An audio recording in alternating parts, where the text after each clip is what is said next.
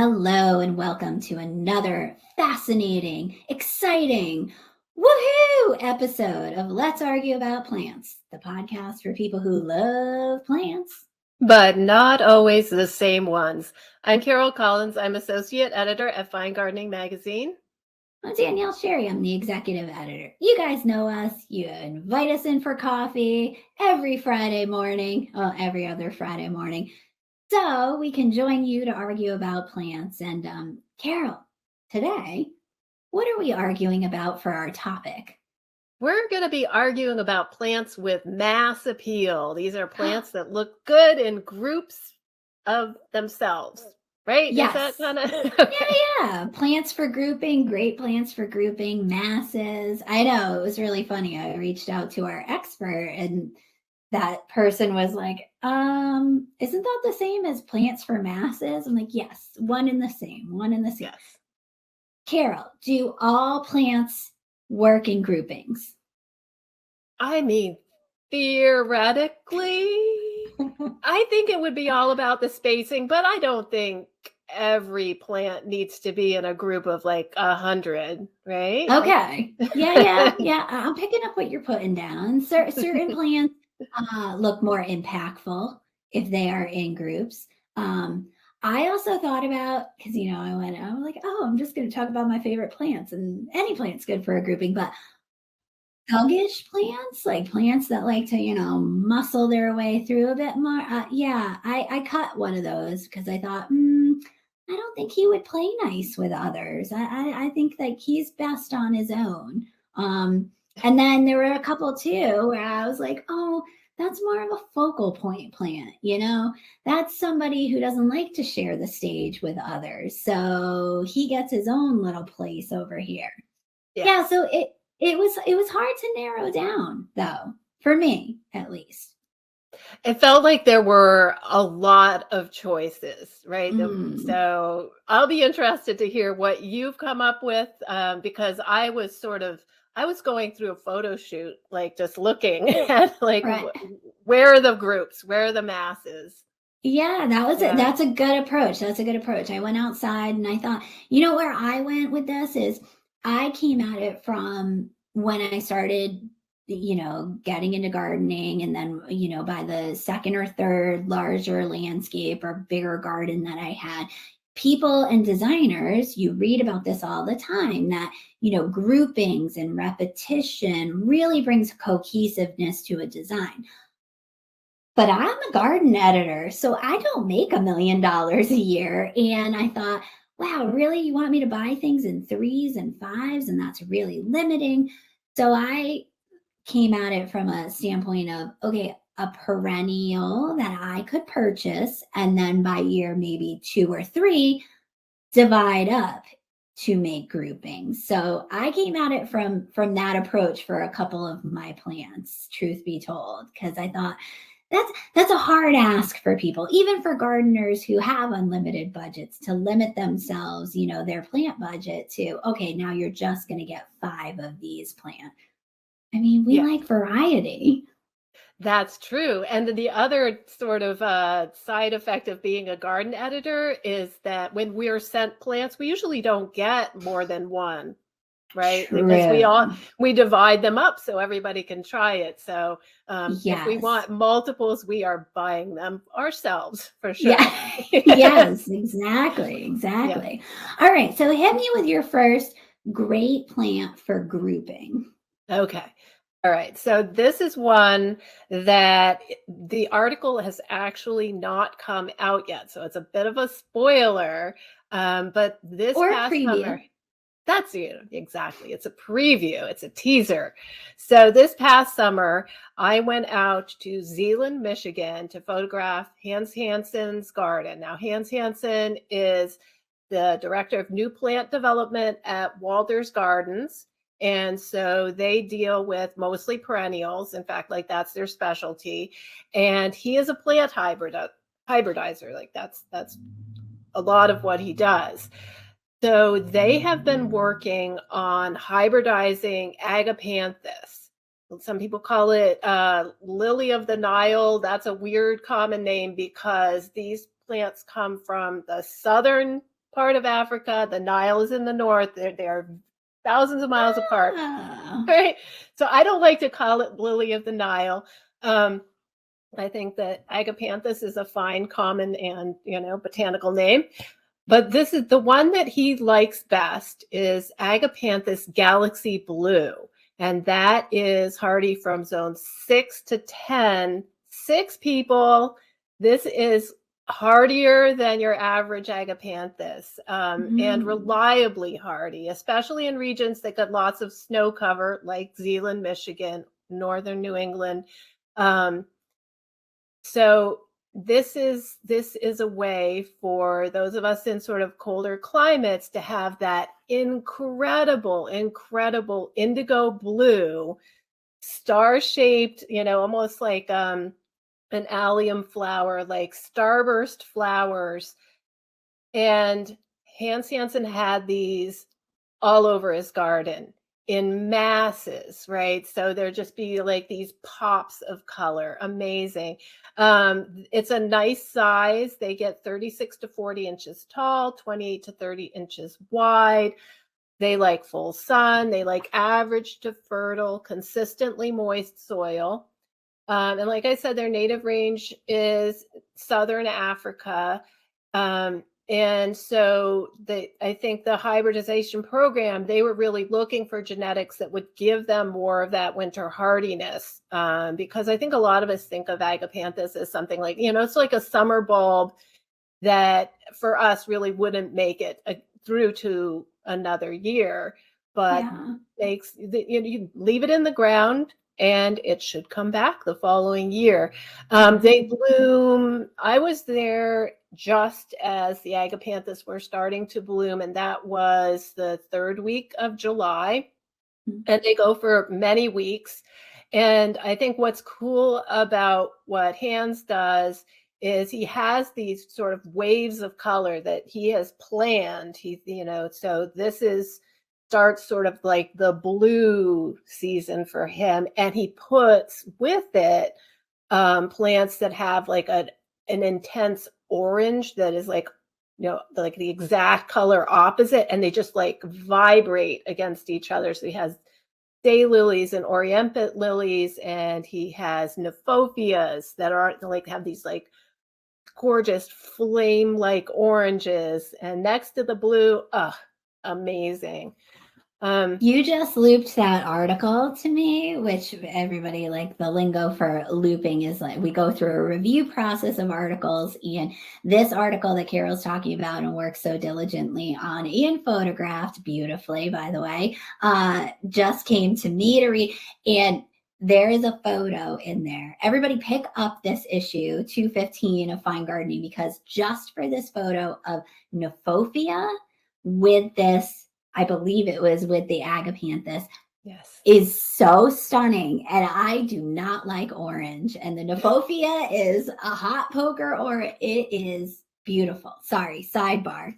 But one of my favorite photos I've seen in the magazine in a while. Bravo.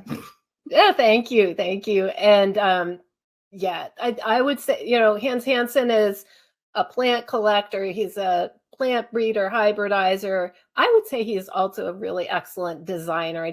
I love how he plans according to color, according to form. There is always something to look at in his garden, no matter what time of year. And for him to say, this is my favorite of anything, that's got to be hard for him, right? To pick his favorite. But blue is his favorite color, and this is his favorite blue Agapanthus, and that is called Galaxy Blue. Oh, amazing. And the fact that it's zone 6. Like, that's shocking. I know. Because to me, that's a Disney World plant. That's a Florida plant. That's a plant of the South. That is not a plant that you see very often in zone 7, let alone 6. So that's pretty cool. Absolutely. Well, so I'm going to pick up on your blue theme, or at least like blue lavender theme. And one of the first plants that someone had suggested to me for a grouping was catmint, Nepeta. It's an easy plant to grow. It is a beautiful, kind of a gray foliage texture that's a little bit pungent. It is deer resistant, rabbit resistant because of that pungentness.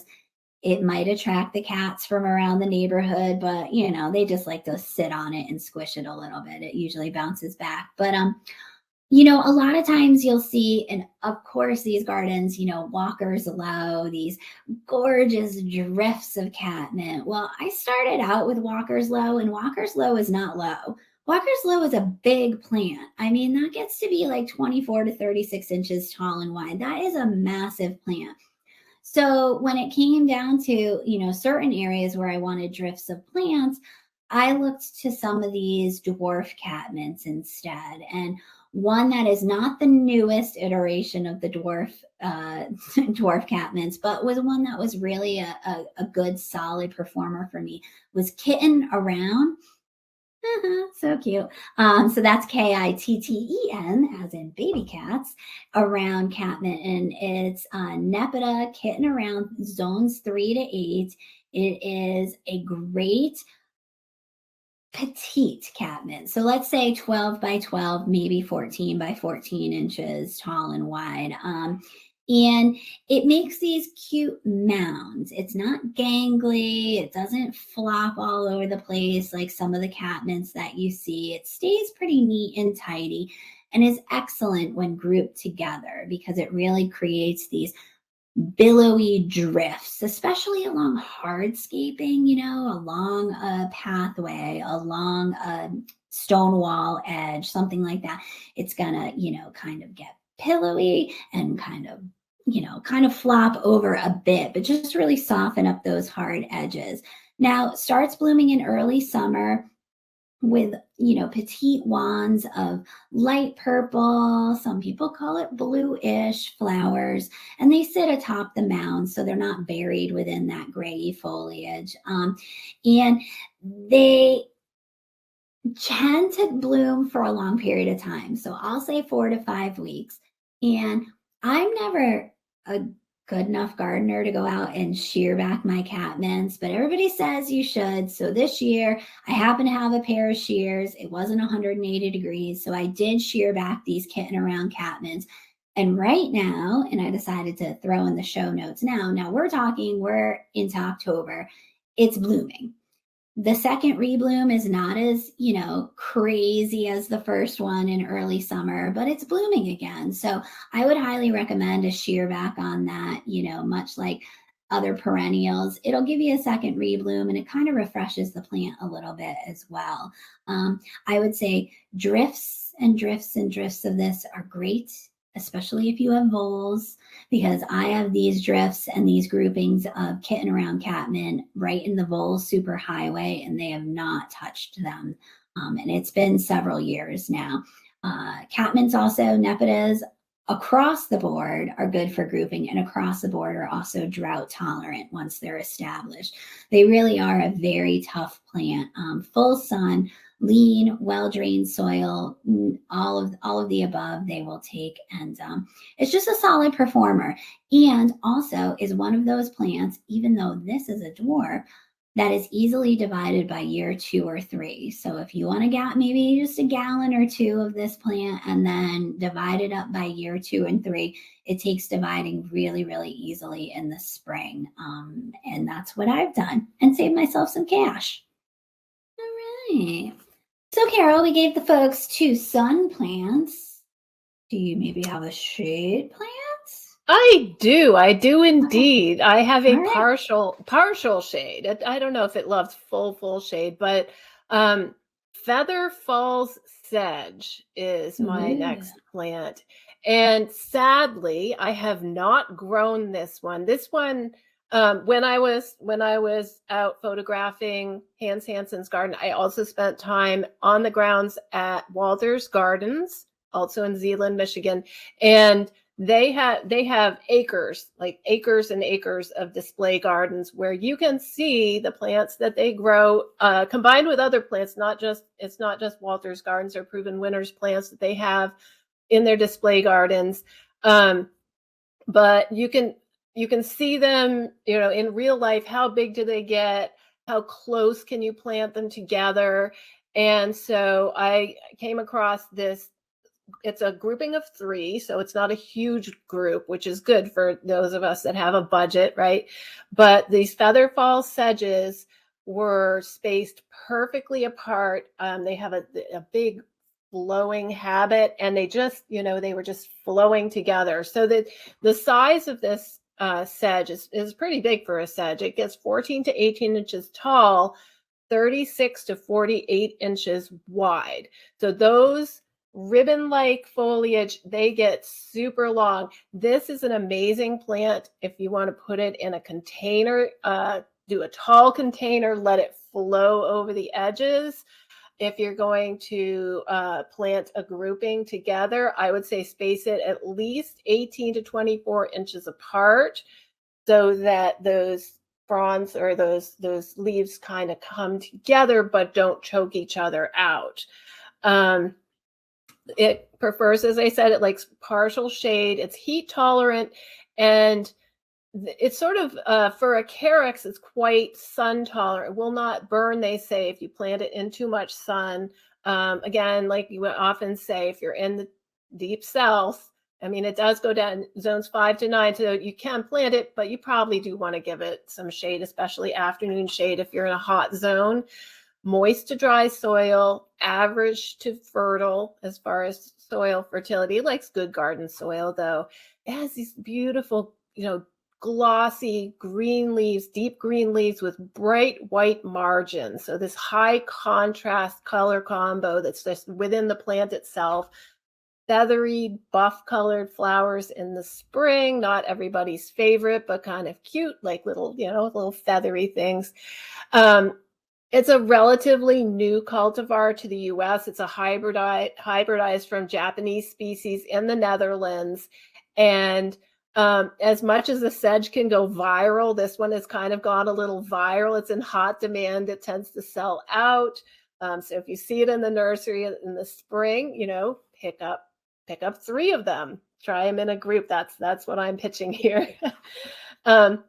It's an evergreen. It truly does stay attractive all season long.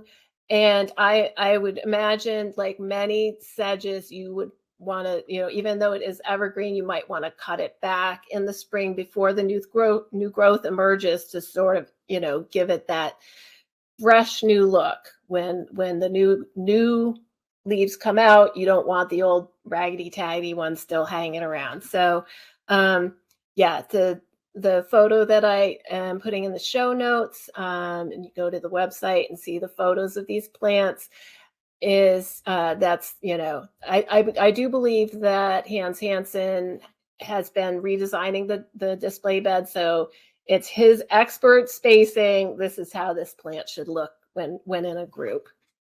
That's awesome. I was unfamiliar with this sedge. And then Paul Westervelt, who works for Saunders Brothers and does new plant development at Saunders Brothers, he in Virginia, he featured that as a new and improved cultivar, or coming down the pike, or whatever the article was on that. And I thought, wow, just the texture in the photo, because I've never seen this in person, just the texture looked like you wanted to like go over and give it like a little hug, because it was so fluffy and beautiful. So it's nice to hear that in real life, not just in a photo, it looks similarly just gorgeous and fluffy and brilliant. I think that might need to be on my list, because now you've got 2 like superior plantsmen recommending this. I think that might need to go on the list. Yeah, this one has that hybrid vigor, and it really sets it apart. Nice. All right, I'll pick up where you left off. I'll go for a grass that's kind of not really an ornamental grass, but I'm going to talk about another solid performer, an oldie but goodie, and that's all gold Japanese forest grass. And that's Hacknocloa macra all gold, zones 5 to 9, 1 to 1.5 feet tall and wide, maybe up to 2 feet if you really have a like a good situation that you're growing this plant. Now, this is full to partial shade, well-drained soil. To me, this looks like the dwarf ornamental grass version of a bamboo. That's what Hacknacloa looks like to me. Does not run, is not invasive like bamboo, though. Let's put a little asterisk on that. I have struggled, and for anybody else out there who has struggled to grow the vastly more popular Aureola Hacknacloa grass, Japanese forest grass, I've always struggled with that. That has never done well for me, regardless of where I put it and how much I baby it. It has never become vigorous. I drool over these gardens that we visit that have huge swaths and groups of the Aureola. Didn't do it for me. And I'm kind of bored by the straight species because it's just green. So all gold is a nice in between. I find it vastly easier to grow. It does really, really well in my partial shade situation that I have it. And it is bulked up quickly. It takes to dividing fairly easily after a few years, which is great because I'll be honest, Japanese forest grass ain't cheap, folks. So when you're going to the nursery, this is not going to be priced like your regular 1 gallon perennials. This is going to have a nice price tag on it, like $25 or $30 for a 1 gallon pot, but it's worth it. Plant it. It will bulk up quickly. It over time spreads by rhizomes, but again, I mentioned bamboo, but not like bamboo rhizomes. This is something that's going to stay, relatively contained and just bulks up at a nice pace, not an aggressive pace. The movement and the texture that this all gold Japanese forest grass brings to a garden is like unbeatable in my opinion. It is just so beautiful. These blades are slightly flattened and wider than you would expect from an ornamental grass. So they really do have, kind of that swish, swish movement that you'll actually hear if it's windy in the garden, which is awesome. I have it as an underplanting next to some hostas underneath a kind of protected area of a mature redbud. So it's also something that once established will be drought tolerant and does well as an underplanting to a tree. Also isn't going to get involved in that root system of the tree because we've got rhizomes. So we've got a shallow root system from this grass that allows you to really, plant on top of basically the tree's root system without either really rumpusing together and getting involved. Right now, it's so beautiful because it has these tassels of fluffy inflorescens flowers on it. And it just looks like it went to the hairdresser and got blonde highlights. It's got these fluffy blonde tips that are just blowing all over the place. Love it.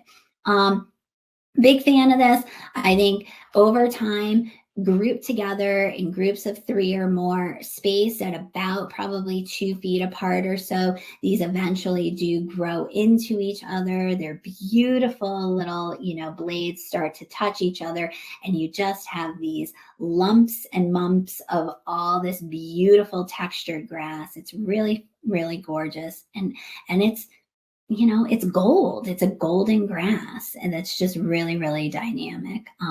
Yeah, big fan. Big fan. All right, Carol. You're making me want to go to Michigan, which Michigan's a nice state, but I mean, like 2 really, really cool plants from you. You've really set the bar high on this episode. What's coming up for number 3? Okay, I've got another Midwest beauty. Yay. It's a coneflower.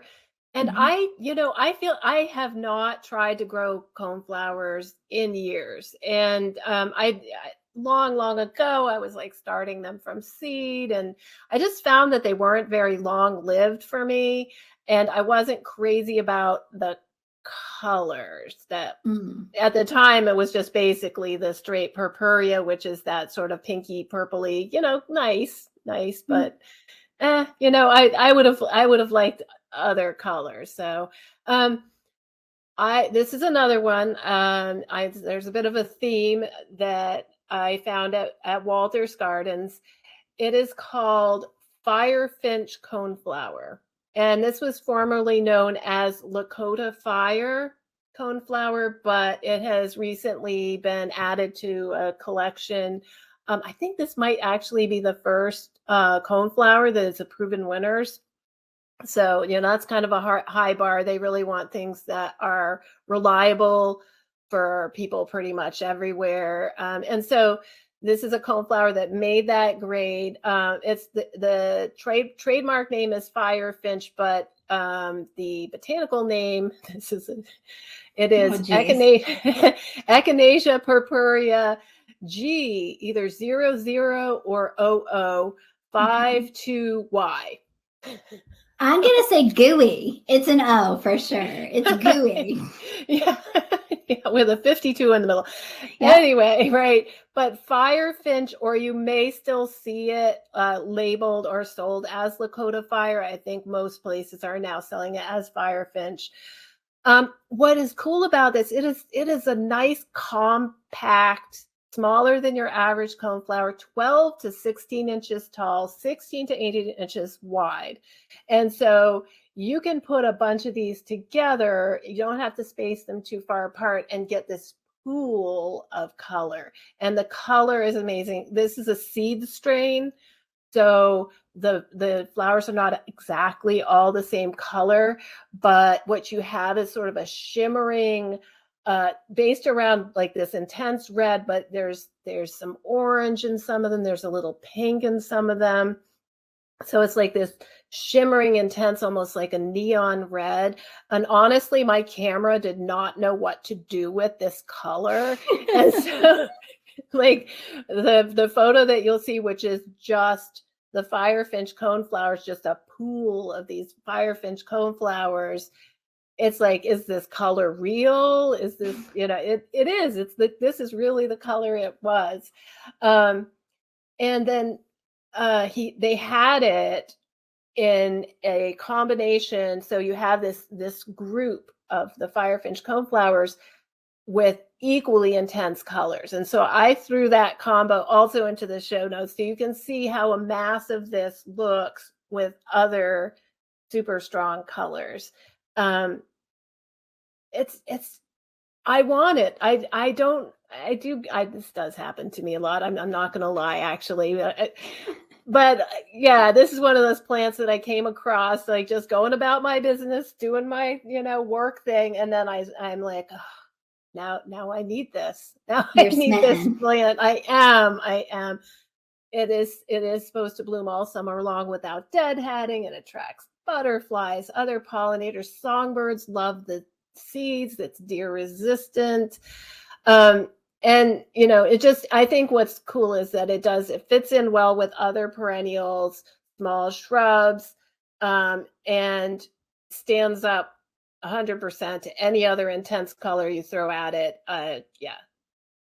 That's awesome. It's very cool. That's awesome. Yeah, I have to say, probably not a color that I would normally gravitate towards, but peeked in, saw the photo. Oh yeah, like that's delicious. For lack of a better word, it is delicious. That is an awesome plant. And I'm with you on the coneflower thing. That was something that I thought would do really well given, my well-drained prairie-like conditions in some of my garden and property area. I went with Echinacea pallida, so probably the other end of the spectrum, like very pale flower, not exuberant, but they never were long-lived for me, never long-lived. So maybe I need to dip back into some of like the new breeding where they've made it a little bit stronger and a little bit more robust of a coneflower to try. Yeah. All right, so I'm gonna launch into a plant that I really don't like, or I thought I really didn't like.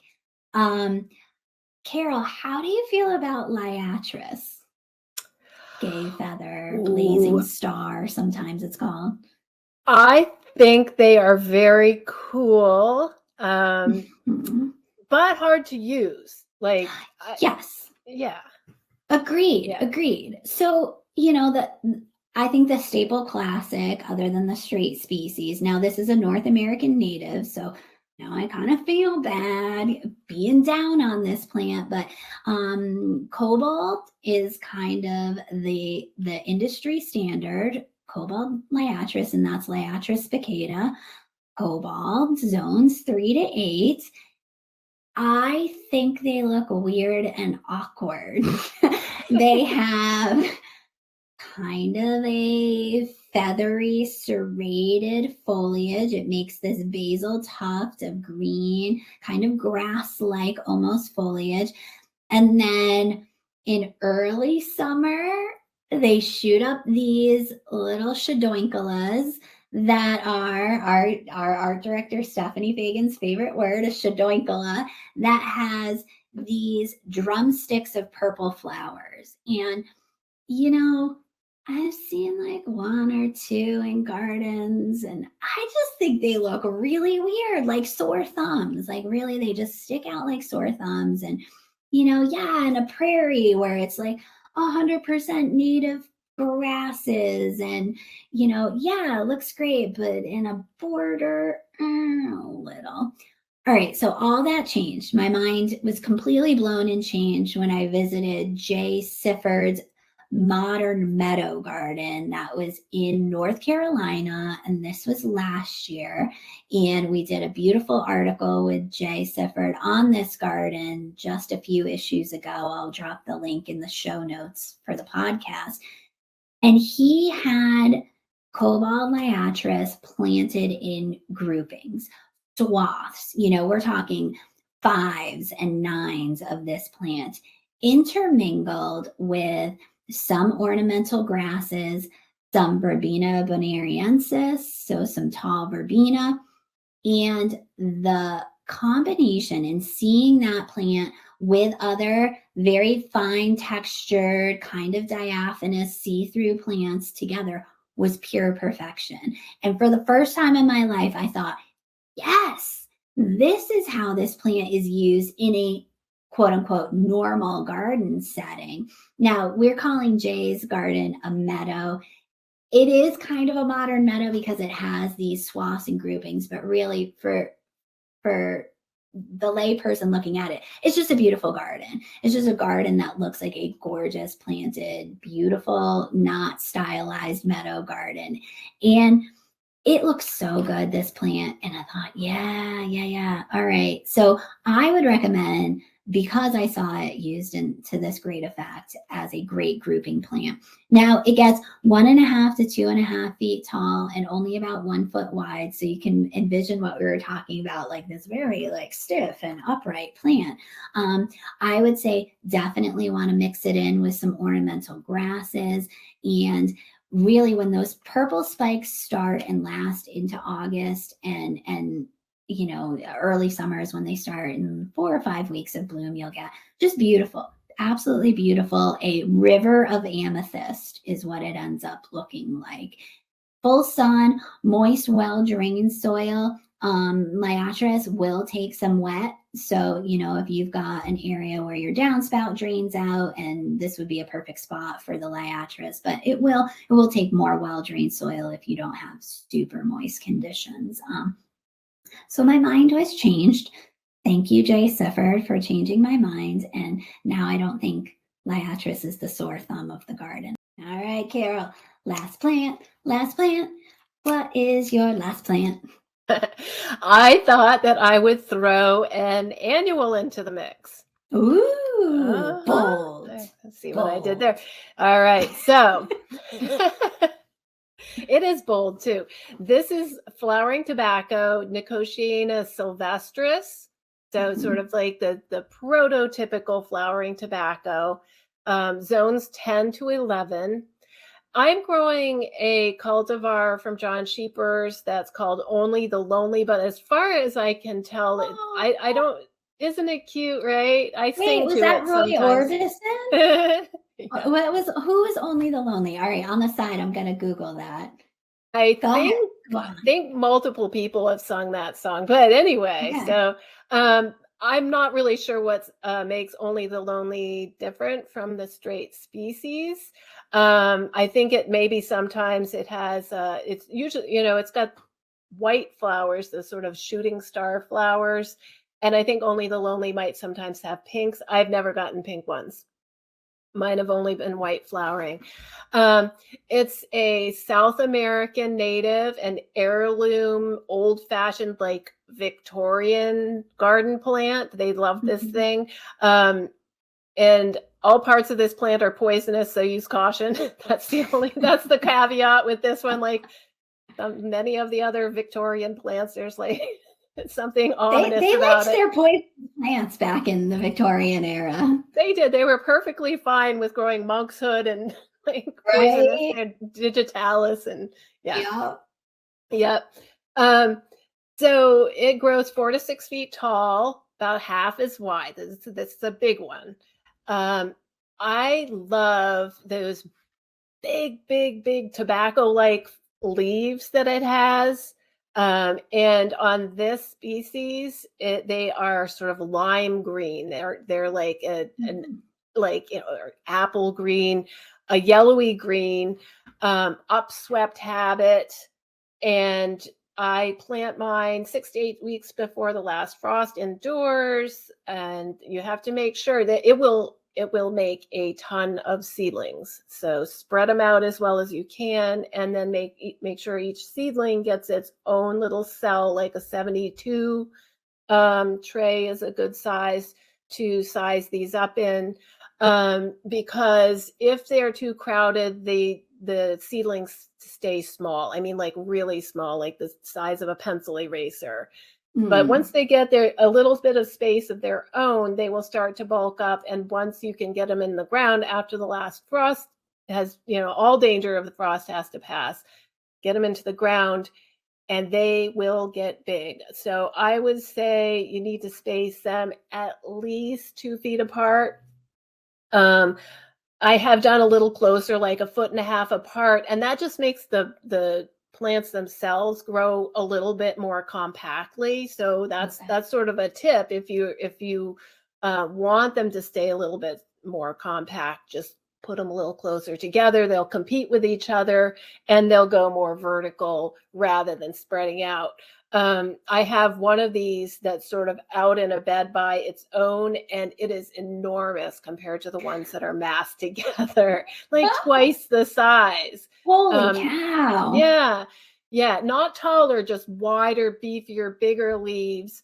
I've tried some, like I said, it makes a lot of seedlings, so I tried some in shade. They just get a little smaller, still flowering though, um, and not full shade. This is partial shade.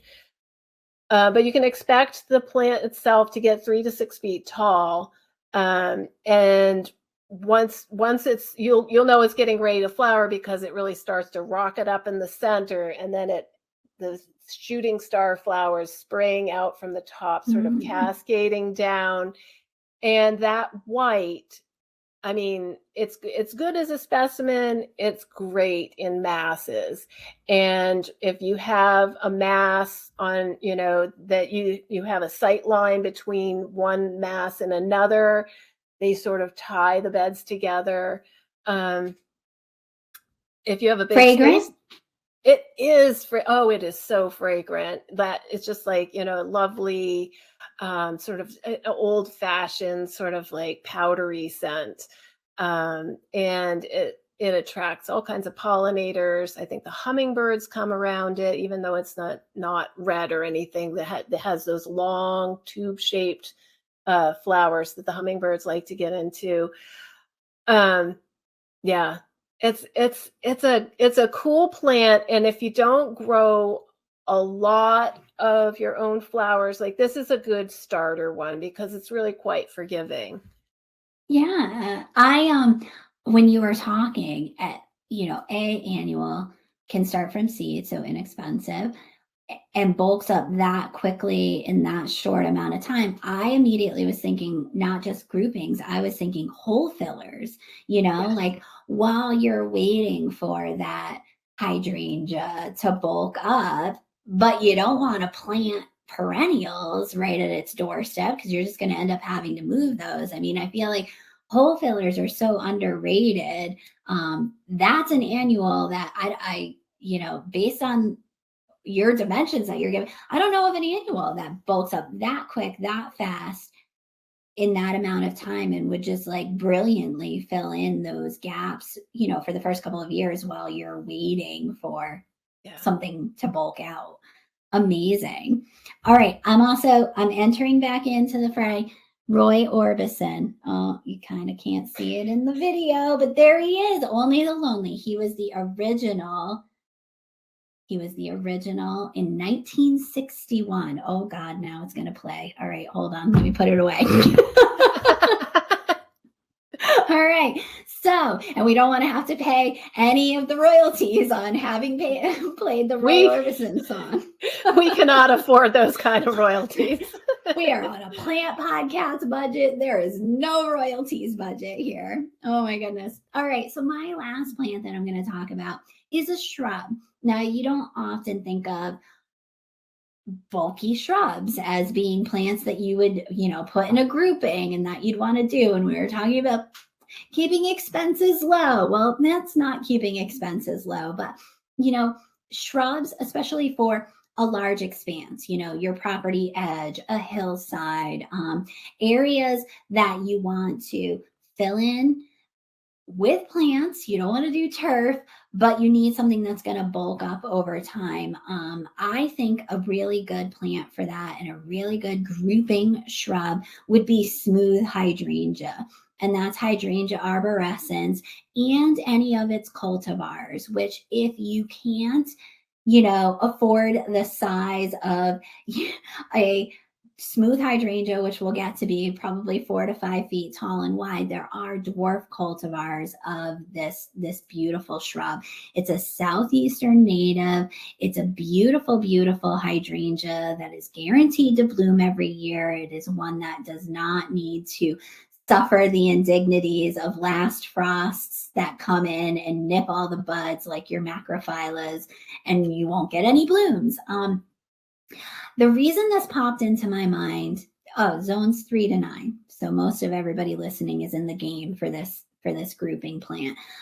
The reason this came to mind is one of my all-time favorite groupings in a garden is at the Chicago Botanic Garden. And it's in this area that I speculate, it's a transitional area between one garden to the next garden. And in my mind, the architects were like, okay, we got to fill in with something here, guys. Like, we're not going to be doing these crazy botanic garden here. Just a transitional area. And it's absolutely beautiful. There's river birches kind of staggered throughout this larger piece of land.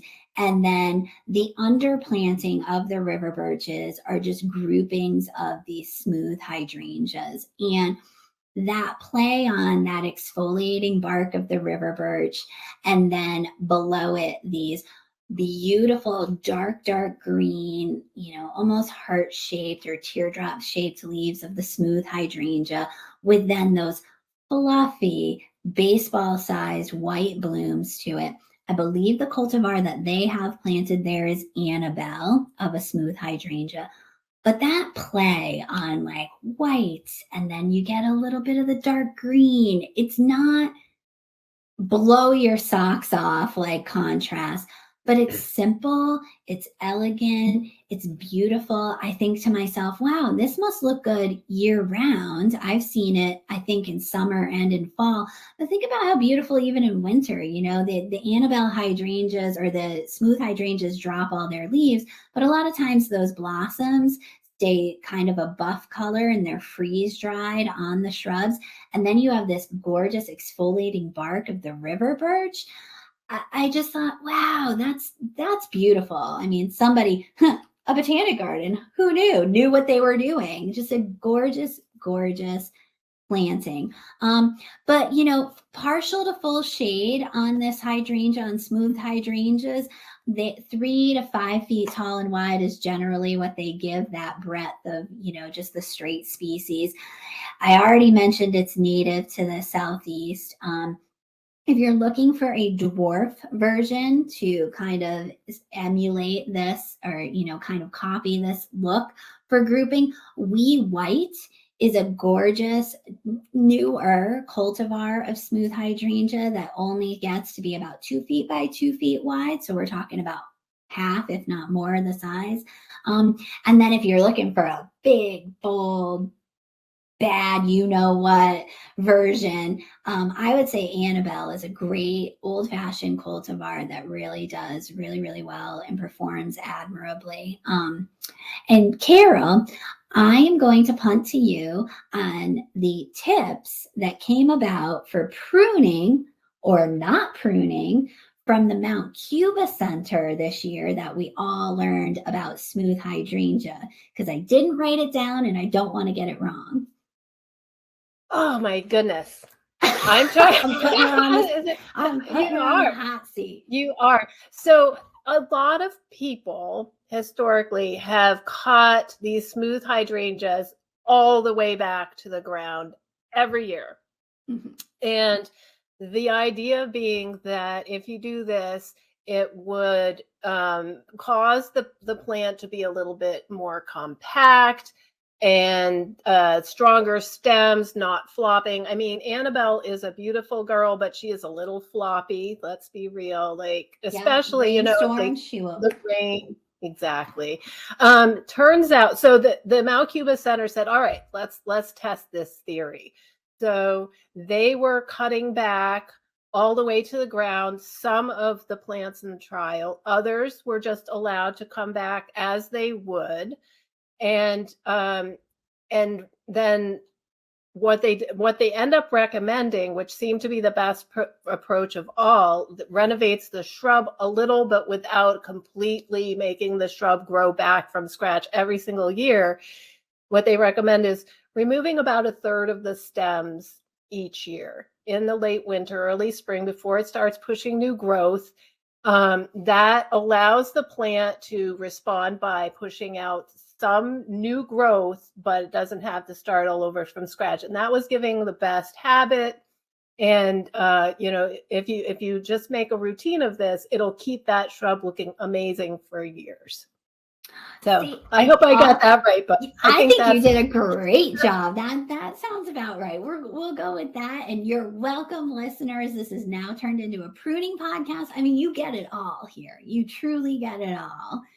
And now, because everything sounds better with a British accent, here's Peter to talk about the groups he's been in throughout his lifetime. I have participated in many great groups in my lifetime. When I was a cocksure young lad, my neighbourhood friends and I formed a roguish tribe that would wander the local streets playing street cricket. We called ourselves the Scallywags. It was more of a mischievous group than a dishonest assortment of wayward youths, I swear. Then in my teen years, there was the brief stint as the bassist in what I fancied a proper rock band. I'd only stick with that group for 3 years before it was off to uni. The band was named Barking Sidcup, 2 towns just outside London that sounded way cooler than they actually were. University was filled with groups and their various activities. There was the chess club and the Student Activist Association, and then that short-lived attempt to insert myself into the campus a cappella group. It turns out I'm better at laying down a groovy bass line than I am at harmonising vocals. In my various jobs over the years, I've been part of a wide assortment of groups as well. Here at the Taunton Press, for instance, I led a robust book club for many years. Perhaps not surprising, since I worked as a book editor there for more than 3 decades. Oh, and I was part of the company volleyball team sometime in the early 2000s. But I think that's a story for another time. Even when being part of a certain group didn't turn out exactly as planned, I always gained some insight from my participation in it. That's why, on the whole, I think grouping is a good thing, whether with plants or students or even colleagues of a small publishing company. Dare I say, I'm the man I am today because of my time spent in groups. And the one consisting of me, my wife, and my son and daughter is the best one of all, of course. Carol, Peter sounds like he might have been a little bit of a hellion back in the day. Does that really surprise you? Not in the least. All right, let's see if our expert wants to talk about their childhood or about plants. My name is Dan Robarts, and I am a horticulturist at the Coastal Maine Botanical Gardens in Boothbay, Maine. I'm responsible for plant production, propagation, and development, as well as overseeing and caring for the Giles rhododendron and perennial garden. Allium millennium has really got to be one of my favorite perennials to plant en masse. It is no wonder this plant from Allium aficionado and plantsman Mark McDonough won the 2018 Perennial Plant of the Year award. It has beautiful architecture and really is a boon for all foraging insects when it comes into flower. It emerges with strappy dark green foliage, which is grass-like and flattened and really glossy and shiny, and maybe grows to be a foot tall or maybe a bit more. And above that, in the heat of summer, end of July, beginning of August here in Maine, we have these glabrous, naked inflorescences that emerge and will present a beautiful 2-inch lavender pom-pom, which is really just calling all the bees to the yard. It's really impressive. These are beautiful clumps planted en masse, makes a lovely display. The architecture is good to look at. Definitely for the near the front of the border, as maxing out at maybe 2 feet. This is not the tallest plant in the garden, but definitely not the sprawler and crawler you'd want to put right on the edge.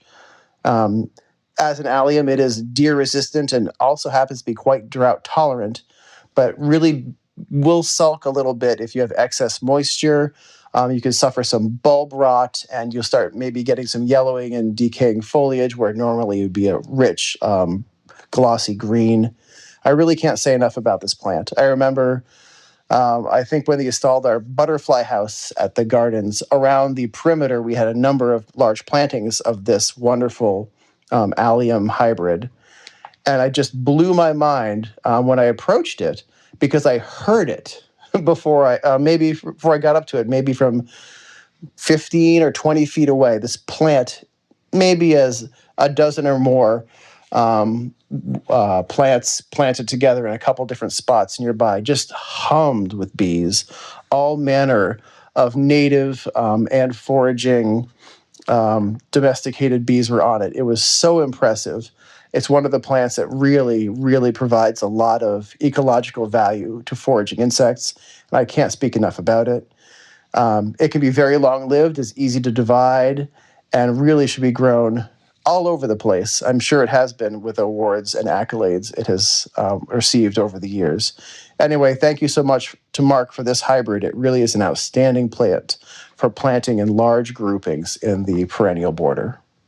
Actaea simplex brunette is a wonderful herbaceous perennial to use in a mass planting situation. This is a larger size perennial with mature plants reaching up to almost 5 feet when in full flower, but well worth the use of space to plant a bunch of them together.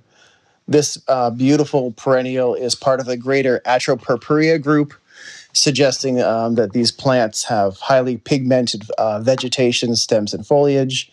There are a number of selections on the market, including Hillside Black Beauty, Pink Spike. There's variations on a theme and all quite lovely, but brunette has been one that has caught my eye at the gardens over a number of years. Mature plants may be, as individuals, 2 to 3 feet wide and 3 feet tall in foliage, and in the late summer, well into August, spikes emerge with tiny star-like white flowers. And these may be small flowers, but my goodness, do they really perfume the sky they sparkle in. And they also bring all the bees in. It's another plant that just hums with attention and activity when in bloom. And not only great for bees, planted in the backside of the perennial border, this is one you will really smell from across the garden. It's no stargazer lily, which will knock your socks right off and clean into the dryer if you get too close or even out the door. But it is really a sweet and pleasant, fragrant plant. And for the whole season leading up to that, backside of summer when you get these flowers, and feeding all your native bumbles and other foraging insects, the dark foliage really is great contrast. It is deeply divided as well, so it'll make a great foil for anything with long grass-like or rounded leaves. This perennial plant likes mostly shade. It can tolerate a fair amount of sun, but does not like to dry out. soil on the moist side, rich in organic material, is really important to keep this plant looking great. I think one of the most impressive plants I've seen used in a mass planting would have to be the hardy hibiscus and their horticultural hybrids. There's one selection that I very much adore called Starry Night. It emerges with dark chocolatey purple foliage and very late in the summer presents 7 to 8 inch, beautifully reflexed and flat, white with blush pink marks flowers. And these things are absolutely enormous. Dinner plate would be no exaggeration to describe their size. Many of the horticultural hybrids come from very large species progenitors and may be difficult to use in the garden unless you've got a lot of space. Starry Night takes it down a couple notches, maybe for 6 and 7 feet for some of the larger selections, down to about 3.5 to 4. And using these plants in a mass planting can be really beautiful. The foliage is large, palmate, so maple-like leaves that are dark chocolate purple, are really great contrast or almost anything else you could plant next to it. And the flowering season of these is so late, coming very much on the backside of summer when fall is just around the corner. There's not a lot else giving a lot of show at that time, and it really adds a lot of pop to what is maybe a fading landscape. So the hardy hibiscus, especially those with these deeply pigmented leaves and stems, are really glorious and well worth the time and space. But the time and space that you need to give them are the times and spaces that are very sunny and not very dry. These plants do not do very well with shade and really do not love being dry. Even almost standing water, I would say, because a lot of the wild types used to generate these hybrids do live in swampy situations. So having them dry out will be a bit of an issue. But if you've got the space, these are well worth considering. They're a great thing to stick in the back instead of just grasses or along with grasses. And they're a lovely group of native plants to mix together if you've got the real estate to do it. So check them out. The hardy hibiscus are a wonderful group of plants. So Carol, we're putting a stamp on October here. Are we going to launch into winter topics the next time that we have this podcast recording? I think we're heading that direction. That is the way the seasons go. I'm a little depressed. I want to go and get some pumpkin pie and, I don't know, not a chai latte because I'm not into those, but all right. Well, we'll see you next time, listeners, with maybe plants for winter interest? I don't know. Tune in to find out.